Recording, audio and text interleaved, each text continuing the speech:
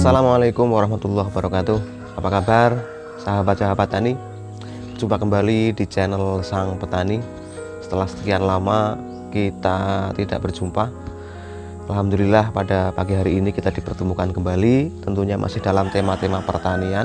Nah sahabat tani, siapapun dan petani manapun pastinya menginginkan tanaman yang subur, tanaman yang berbuah lebat. Namun hal itu tidak terlepas dari bagaimana kita mengupayakannya dari awal. Karena hasil di akhir adalah bagaimana kita berupaya dari awal. Baik cara pengolahan lahannya, pengolahan bibitnya, pemupukannya, dan penanggulangan hamanya. Nah, salah satu yang harus kita upayakan adalah pengoptimalan tanah sebagai media tanam atau sebagai media tumbuh daripada tanaman tersebut. Nah, salah satunya adalah mengupayakan agar pH selalu stabil dalam masa proses budidaya.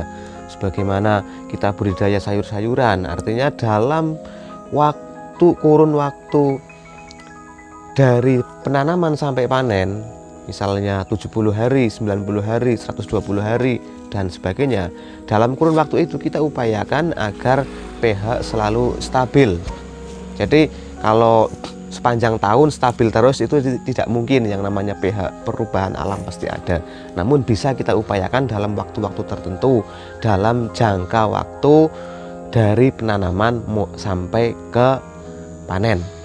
Nah, sahabat tani, banyak bahan-bahan yang kita gunakan untuk menstabilkan pH.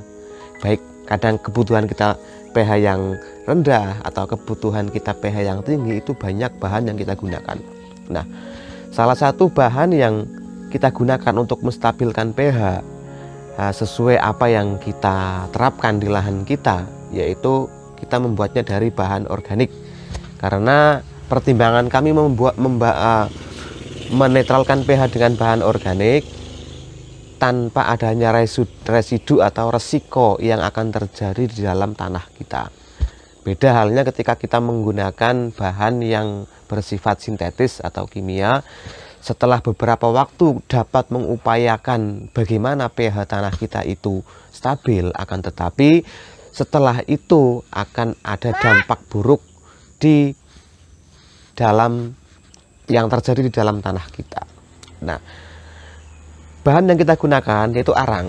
Arang ada beberapa jenis arang, ada arang batu bara, arang sekam, arang kayu, dan arang-arang yang lain. Namun yang kita gunakan di sini adalah arang kayu. Kenapa pertimbangannya? Arang kayu itu memiliki kekuatan yang sangat baik, lebih baik daripada arang sekam dan arang batu bara.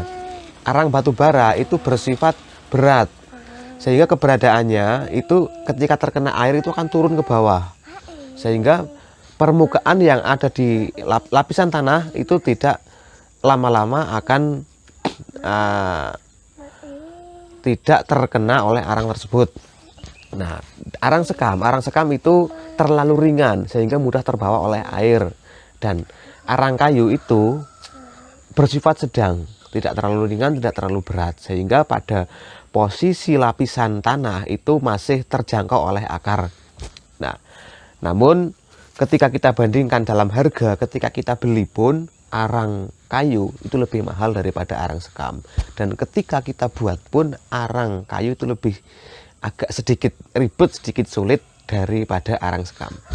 Nah, ini salah satu cara pembuatan daripada pembuatan arang kayu yang kita buat di lahan, sebagaimana orang-orang membuat arang untuk kebutuhan pembakaran sate, kebutuhan memasak dan lain sebagainya, yaitu dengan mengumpulkan kayu yang keras tentunya dari berbagai jenis kayu, lalu kita potong-potong, terus kita buatkan lubang, yang lubang itu nanti akan sebagai tempat pembuatan arang tersebut. Nah, setelah kita nyalakan apinya, lalu kita tutup. Ya, tutup dalam jangka waktu 1 malam, itu nanti kita bongkar kembali. Nah, hal yang membuat arang itu menjadi abu itu adalah kebocoran. Nah, hal yang perlu diperhatikan adalah kebocoran pada penutupan. Ketika penutupannya sampai bocor, nanti arang akan berubah, pembakarannya akan sempurna. Nah, arang itu kan sisa pembakaran yang tidak sempurna karena kekurangan atau karena kurangnya oksigen di dalam proses pembakaran, sehingga dia hanya menjadi arang. Namun ketika kebutuhan oksigen untuk si api itu terpenuhi atau dalam penutupan itu ada kebocoran, maka yang terjadi adalah abu, bukan arang. Nah, kandungannya sudah lain antara abu dengan arang. Nah, hal ini memang menjadi hal yang umum di kalangan petani dengan menggunakan arang. Jadi untuk perbandingan antara kapur dolomit yang mudah tercuci oleh